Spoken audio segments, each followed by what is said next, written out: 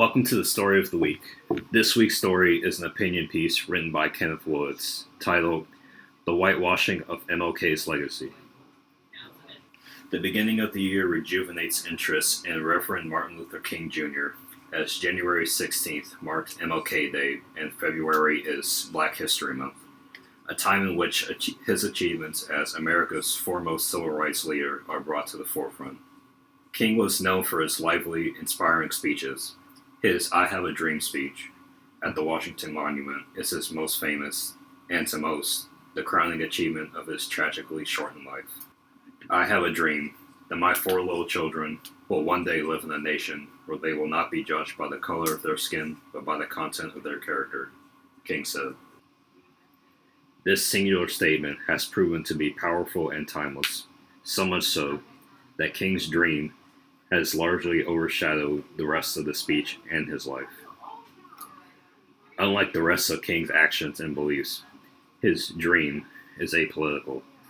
He does not list specific policy demands or changes he wants to see implemented, nor does he blame any group for perpetuating racism or discrimination. Right-wing pundits have taken advantage of the generality of his dream for the last 60 years. Though they despise King's views, they can utilize this unsubtle, uncritical notion of equality as a means to feign support for King. Many conservative commentators have painted a detailed, fantastical portrait of King, making him out to be a universally beloved American icon that will fully defend their positions if he were alive today. This is patently false. King was a radical leftist and self-proclaimed socialist, and died with a 75% disapproval rating. He was so low during his time alive that the Federal Bureau of Investigations sent him a letter urging him to kill himself. This is an insidious campaign taken on by politicians and media talking heads, people who follow an ideology that is opposed to what King stood for. They have used this single line to completely whitewash his critiques of structural racism, capitalism, and militarism. First, conservatives have used King's words to criticize Black Lives Matter, the organization and slogan of the modern-day civil rights movement. In a 2015 interview with CNN's Wolf Blitzer, former Arkansas Governor Mike Huckabee expressed his opposition to Black Lives Matter. When I hear people scream, Black Lives Matter, I think, of course they do, but all lives matter.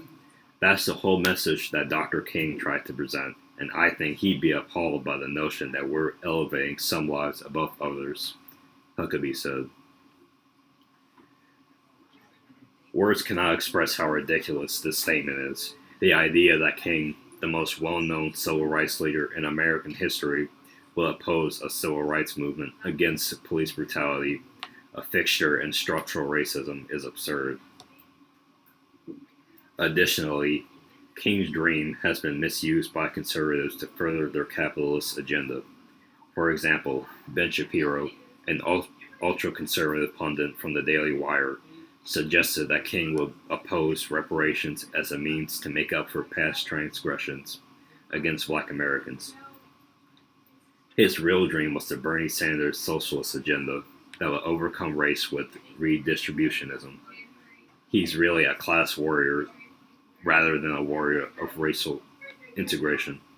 This is not why America celebrates Dr. Martin Luther King, Shapiro said. King spoke specifically about wealth redistributionism at the Southern Christian Leadership Conference in 1967. King discussed a broader distribution of wealth in depth. He explicitly supported reparations to pay back Black Americans for the horrors of slavery and Jim Crow segregation. A society that has done something special against the Negro for hundreds of years must now do something special for the Negro, King said, according to the Los Angeles Times. King never held back his distaste for the economic institution. Capitalism has left a gap of superfluous wealth and abject poverty. and has created conditions permitting necessities to be taken from the many to give luxuries to the few, King said. He frequently discussed the intersection of racism and capitalism. For centuries, slavery, sharecropping, and Jim Crow segregation deprived Black Americans of not only legal freedoms, but economic opportunities as well. Thanks to these prolonged injustices, Black Americans weren't able to build generational wealth. The few times they were able to accumulate meaningful wealth, such as Black Wall Street in 1920s Tulsa, Oklahoma, were met with white supremacist mob violence and destruction. King understood that equal economic opportunity was critical if Black Americans were to achieve genuine equality. His vision for racial justice extended past the end of segregation. He wanted Black Americans to experience the financial prosperity enjoyed by white Americans. What good is having the right to sit at the lunch counter if you can't buy a hamburger? King said in Memphis, Tennessee in March 1968, just 2 weeks before his assassination. Liberals have even twisted King's expressed views, specifically about militarism. In 2011, Department of Defense official Jay Johnson, who worked under the Obama administration, suggested King would support the Iraq War. I believe that if Dr. King were alive today, he would recognize that we live in a complicated world and that our nation's military should not and cannot lie down its arms and leave the American people vulnerable to a terrorist attack, Johnson said. This line of thought contradicts his real views on militarism. Along with his speeches condemning racial injustice, King was an outspoken critic of the Vietnam War. He pointed out the irony of sending Black men to die for a country that was unwilling to grant them freedom. We were taking the young Black men who had been crippled by our society and sending them 8,000 miles away to guarantee liberties in Southeast Asia, which they had not found in Southwest Georgia or East Harlem, King said on April 3, 1967.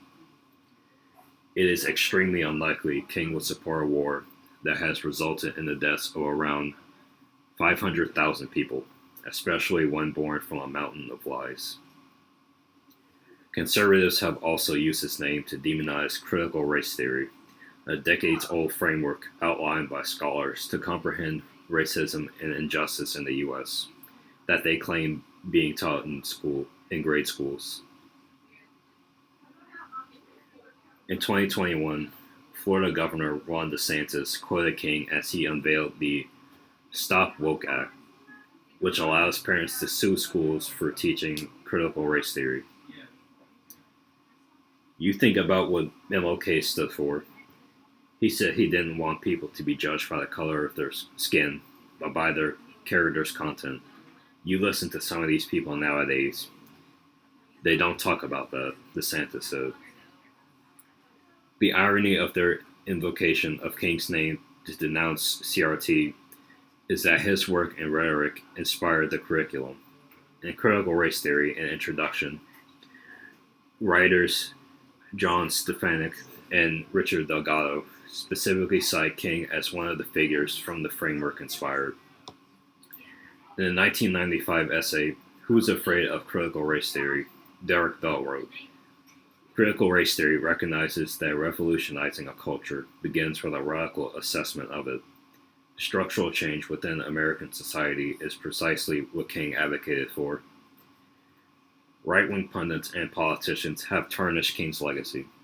They have made a mockery of his teachings and have dragged his name through the dirt to defend their racist, capitalistic ideals. Worst of all, they've accomplished this by quoting one line from one speech King gave. In that same I Have a Dream speech, King also made another powerful statement that I doubt conservatives will have listened to. King said, America has given its colored people a bad check, a check that has come back marked insufficient funds. So we have come to cash this check, a check that will give us upon demand the riches of freedom and security of justice. It's time for America to finally rewrite people of color a better check. Only then, once we've cashed it, will we finally enjoy the rights and freedoms King died trying to achieve?